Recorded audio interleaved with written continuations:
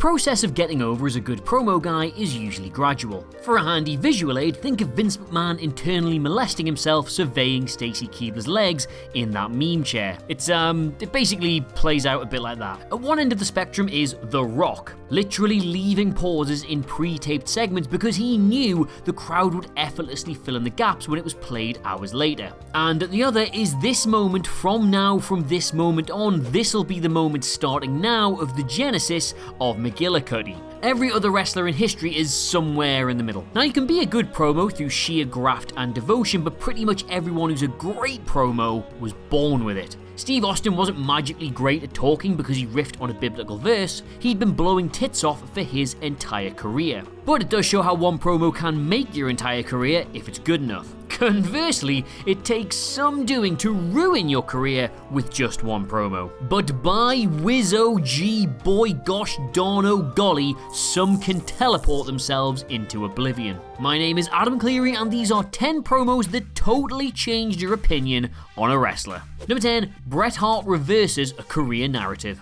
An in-ring genius he may have been, but Bret Hart was never rated as an excellent mic man because he wasn't. When he was composed, he expressed his character brilliantly, but when he wasn't, he undermined it with more than just the occasional flub. Now, yes, his fans love him for his many vocal quirks, but this weird habit of dropping determiners in a sentence made him the subject of ridicule backstage. Then, somewhere in the midst of a nightmare 1997, he just let loose. Fueled by a hefty dose of reality, Hart on the WrestleMania 13 Go Home Raw cut a searing, passionate, apoplectic promo at the expense of Vince McMahon, exposing every single valve of his darkening heart. "Frustrated isn't the goddamn word for it, this is bullshit!"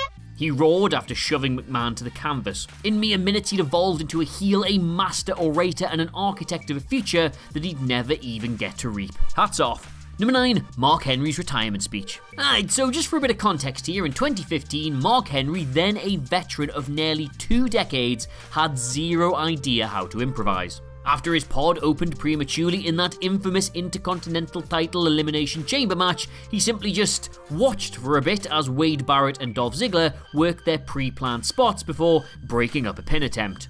In an elimination match. In a damning profound indictment of the WWE system, Henry had no instincts nor an ability to call it on the fly. He was in an unexpected situation in a convoluted match to begin with, but he didn't even have the wherewithal to just batter his opponents and mug the crowd for a bit until he received instructions from the referee. Now, alright, yes, that is incredibly easy for me to say, sat in my palatial Sky Palace some 5 years removed, but it's also a skill a great wrestler is meant to possess.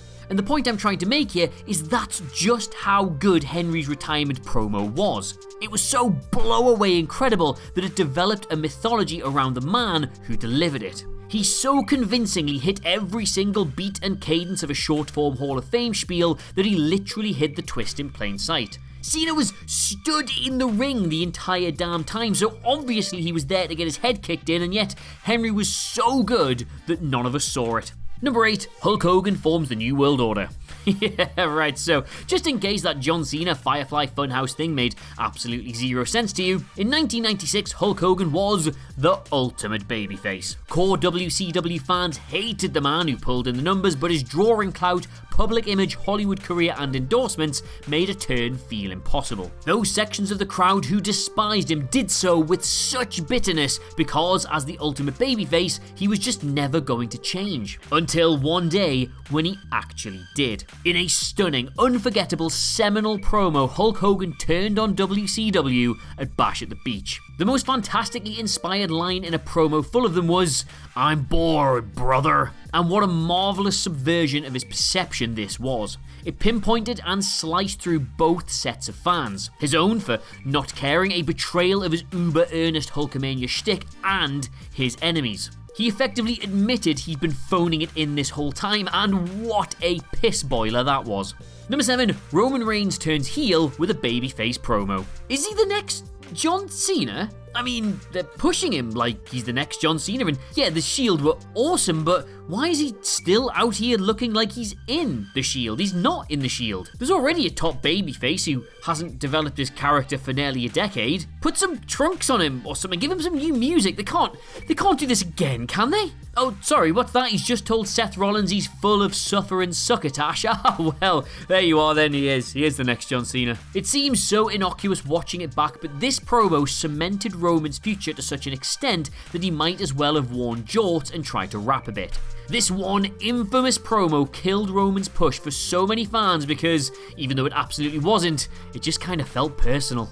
Number 6, The Rock incinerates Billy Gunn. While it's easy to think of him purely as the owner of the greatest wrestling theme of all time, he's an ass man, you see, Billy Gunn was a big, imposing and athletic performer who exuded charisma and was gifted at working a crowd. He was, in an era in which great wrestling matches didn't really matter that much, absolutely a guy the WWF would justify to push hard as a singles act. And then, at the 1999 King of the Ring, they did. Sadly though, in the aftermath, The Rock incinerated, absolutely obliterated Billy Gunn's main event career in the course of a single promo on, of all shows, Sunday Night Heat. Rock, with the crowd already eating out of his hands, turned his machine gun in the direction of Billy Gunn by ruthlessly exposing the failure of said push. "Oh dear God," Rock said in mock prayer. "My name's Billy and I just won King of the Ring, but there's one problem. Everybody still thinks that I absolutely suck." Instantly, even the name Billy sounded less like a barrel-chested southerner and more like one of those feeble kids Troy McClure would terrify with a back pat. It didn't matter what his name was, but his name was Billy. For f***'s sake, how could you take that seriously? Number 5, RYBACK loses his aura in 2 minutes. Many a limited meathead has travelled through the WWE system, but RYBACK was genuinely, honestly, truly, my friends, different. He had a genuine presence that accentuated his colossal frame and an ability to manipulate arena crowds with his intense, composed body language. If you're waiting for a punchline here, there isn't one. He was just honestly very good. He grasped his character well in the ring, the Terminator-inspired act gradually drew people in, and those crowds were into his dumb, fun squash matches. Even in 2014, he was still getting over long after WWE had given up on him. But then, in September of 2015, RYBACK's brain seemed to break in a promo so disastrous that it compelled many to think he never had it in the first place. He put over the Intercontinental title and its rich history of fighting champions. "The key word in all that," RYBACK said, "is fighting champions." Now, I'm not a mathematician, I will grant that, but I'm fairly sure that's 2 words. He then stumbled through the rest of the thing, not quite being able to recall the script, and in a deeply baffling non sequitur, RYBACK then appeared to just memorize the layout of his match. "MEATHOOK clothesline, shell shock, 1, 2, 3. The crowd in attendance that night, who not a few minutes prior had been genuinely excited to chant "Feed me more," were just really baffled. Number 4, Bray Wyatt formally ruins himself. Even after the House of Horrors match, criticising Bray Wyatt online just wasn't really allowed. He was a mystical genius, the next Undertaker failed by non-committal booking. If only they'd put him over, man, then these promos would make sense. Just as a side note here, I once had a woman send me death threats on Twitter every day for a week because I said maybe the reverse crab walk thing was getting a bit old, but whatever, nutcases aside, the consensus had it that Wyatt was an exceptional performer failed profoundly by the WWE system. That was until he revealed himself as Sister Abigail in 2017. Genius performer Bray Wyatt put on a fucking lisp because he had no idea production were going to modulate his voice, which means they were making it all up as they went along, just like he was. This whole thing was so dire that even the most hardcore fans had to admit that none of this was working and a total repackage was the only way forward. Number 3, The Undertaker becomes just that bloke down the pub.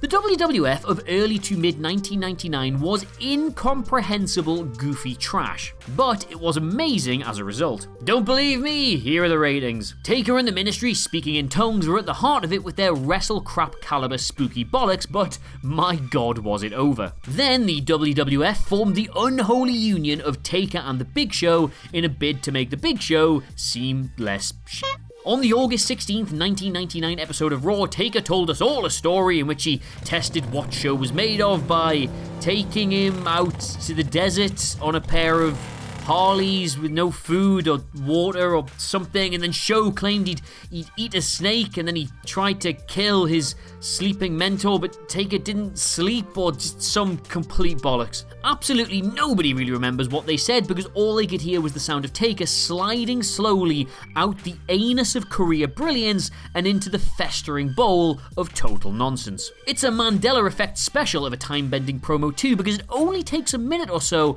for Chris Jericho's merciful interruption, and yet, watching it back, it still feels like about 4 days. He became Biker Taker not long after because, well, he had to. Number 2, Jake Roberts' incredible comeback. Tormented by Demons is a generous and empathetic way of describing the self-destruction Jake Roberts projected on promoters, loved ones, and himself in equal measure. Locked away in a spiral of addiction, things looked like they'd never change for him until one day, mercifully, they did. It was such an improbable recovery that nobody really entertained the idea of him returning to a prominent wrestling role. His happy ending felt like precisely that, an ending. But earlier this year, it turned out it was just a beginning as he returned to AEW. His pointed words to Cody projected a grizzled, menacing, wise presence who managed to drop one of the most iconic lines seen in a wrestling ring in years. It was amazing in that it even existed, much less how amazing it actually was. Roberts the cold-blooded snake somehow giving us chills in 2020. Number 1, every full-time WWE wrestler in 2011. Yeah, so WWE's 2011 roster possessed promise that couldn't materialize under the scripted confines of the booking. That and Vince McMahon's increasingly tentative and unambitious outlook. The star count had dipped, Shawn Michaels had retired, Batista had quit, and nobody was pushed in their place. But you see, this is the key though, nobody was pushed. Triple H even acknowledged this in his infamous "We have no stars, so let's just fight" challenge of The Undertaker's streak in February 2011. He literally said nobody on the roster represented the challenge, so the decision was made to go with the guy who just turns stadiums into libraries half the time he's there. All of this was brought into focus by Triple H's very Triple H promo, the subtext of which was, John Laurinaitis sucks at his job, and I want it. Was he right? Well, it's nearly 10 years later, and if anything, they've got so many stars now that nobody actually feels like a star, so I guess? Either way, that promo cast a shadow over the entire roster that was hard to ignore afterwards. So there you have it, those were 10 promos that totally changed your opinion of a wrestler, read to you by a man who presumes you still think whatever you think about him, even after this incredible list video. Let me know what you made of it all in the comments below, and of course don't forget to like, share, and subscribe. But in the meantime, thank you so much for watching. I have of course been Adam Cleary, and I will see you soon. Goodbye.